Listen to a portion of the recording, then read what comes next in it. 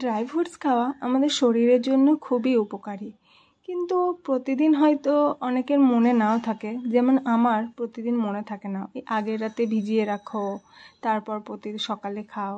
তো সেই ঝামেলা থেকে আমি মুক্তি পেতে বানিয়ে নিয়েছিলাম ড্রাই ফ্রুটসের লাড্ডু। তো তোমরা নিজেদের ইচ্ছে মতো ড্রাই ফ্রুটস নিয়ে নেবে। আমি এখানে নিয়েছিলাম আমন্ড, কিশমিশ, মাখানা, কাজু বাদাম, মিষ্টির জন্য খেজুর আর কিশমিশ।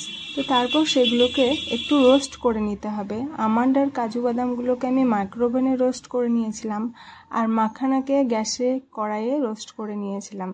যতক্ষণ না একটু ক্রাঞ্চি ভাব চলে আসবে ততক্ষণ পর্যন্ত আমি মাখানাটাকে রোস্ট করে নেব। তারপরে একে একে তিসি বীজ আর তিল বীজগুলোকেও রোস্ট করে নেব। রোস্ট করার পর সবগুলোকে আমি ভালো করে ঠান্ডা করে নেব, রুম টেম্পারেচারে এনে নেব। তারপর সেগুলোকে মিক্সিতে গুঁড়ো করে নেব। মিক্সিতে গুঁড়ো করার পর আমি খেজুর আর খেজুরগুলোকে ছোট ছোট করে কেটে খেজুর আর কিশমিশগুলোকে একটু জল দিয়ে পেস্ট করে নেব।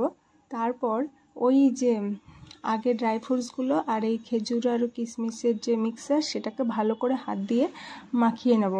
দেখব যে আমার জলের প্রয়োজন হচ্ছে কি হচ্ছে না। যেহেতু আমরা খেজুর আর কিশমিশ পেস্ট করার সময় জল দিয়েছিলাম, তার জন্য আর কোনো জল লাগবে না। তারপর আর কি ভালো করে মাখানোর পর কড়াইয়ে একটুখানি গুড় দিয়ে ওই মিক্সারটা দিয়ে একটু ভালো করে নেড়ে নেব যতক্ষণ না পাক আসে। পাক হয়ে গেলে তারপর আর কি হাতে হাতে করে নেব ছোট ছোট গোল গোল লাড্ডু। এগুলোকে তুমি ফ্রিজে রেখে দিতে পারো বা রুম টেম্পারেচারেও রেখে দিতে পারো এবং অনেক দিন ব্যবহার করতে পারো। প্রতিদিন সকালবেলা একটা করে খেয়ে নিলে তোমার অনেক ধরনের ড্রাই ফ্রুটসও শরীরে চলে যাবে, আর কোনো ঝামেলাও থাকবে না। তো ভিডিওটা ভালো লাগলে লাইক করে দিও আর আমার চ্যানেলটাকে সাবস্ক্রাইব করে দিও। Bye bye.